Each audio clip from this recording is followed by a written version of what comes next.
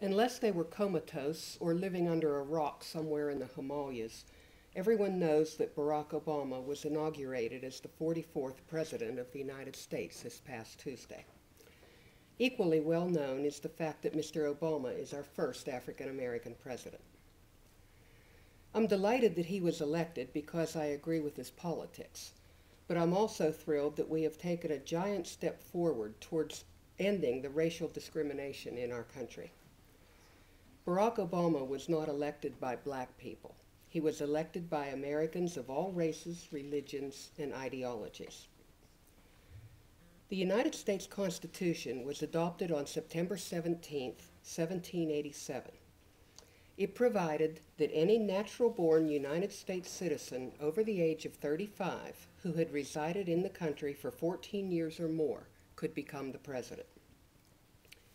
Regardless of what the Constitution said, for 176 years after it was adopted, you could become the President of the United States only if you were male, white, Protestant, and had an Anglo-Saxon name.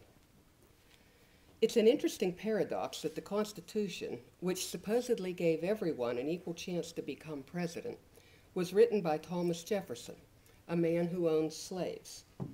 Those slaves would never have even dreamed of voting, much less running for president. The first crack in the male, white, Anglo-Saxon Protestant stronghold came in 1960 when John Kennedy, a Roman Catholic, was elected president. It's hard to believe now that the idea of a Catholic president evoked such a furor in 1960, but it did. I can remember my father being among many people who were totally convinced that our country would be governed by the Pope if we were to elect a Catholic president. Looking back at Kennedy's presidency, his Catholicism is irrelevant, but it certainly wasn't then. If a Catholic ran for president today, I really doubt that anyone would care or even notice. It distressed me during Barack Obama's campaign that so much emphasis was put on his race. People talked far more about that than they did what he believed in or what his plans for the country were. I received countless ugly racist cartoons, emails, and comments from people of a wide range of education and age who refused to see the man for anything except his color. In some cases, the bigotry was so intense that it has permanently damaged my relationship with the people that I experienced it from. The day will come when we have a Jewish presidential candidate. I'd like to think that the country wouldn't see his or her Jewishness with the same tunnel vision that they viewed a black candidate, but the truth is, they probably will. His Holiness the Dalai Lama made some wonderful comments about race, religion, and ethnicity when he was addressing an audience in America.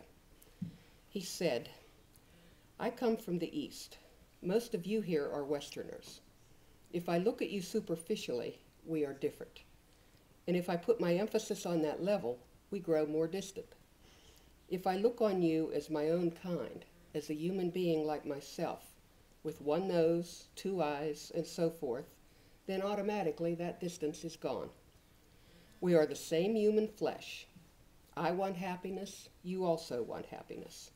From that mutual recognition, we can build respect and real trust of each other. From that can come cooperation and harmony."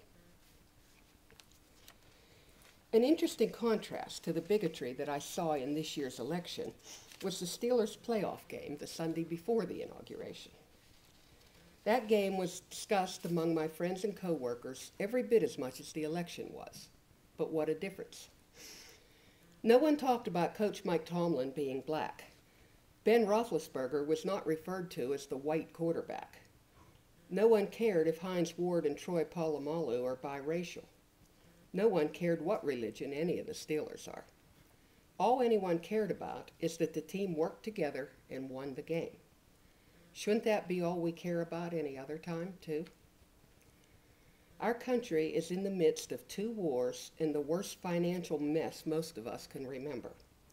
Shouldn't we care more about solving those problems than what color our president is? The election of Barack Obama is a huge step toward equality for minorities in this country, but we need to keep in mind that it is only a step. The battle is far from won. We as Jews know very well what it is like to have people biased against us. We know what it is like to be unwelcome in certain clubs, schools, and workplaces because of our religious beliefs. We have been on the receiving end of bigotry, just as the African Americans have.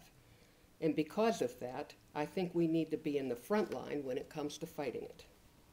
We need to examine our own prejudices and biases, if we have any, and then get rid of them. We can either be part of the problem or, by our example, be part of the solution.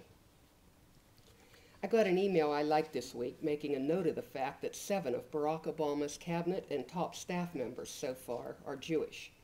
It concluded with, "Is he putting together a staff or a minion?" The email made me laugh, but it also made me proud that so many Jews have been appointed to such responsible positions, and that those Jews were more concerned with serving their country than the color of the man who appointed them. I was never more proud of being American than I was on Tuesday. When Barack Obama took his oath of office, I felt that I was getting my first glimpse of our Constitution being upheld to its fullest. It made me believe that I could look at any child born in this land, regardless of his or her color, sex, or religion, and say, "You could grow up to be president."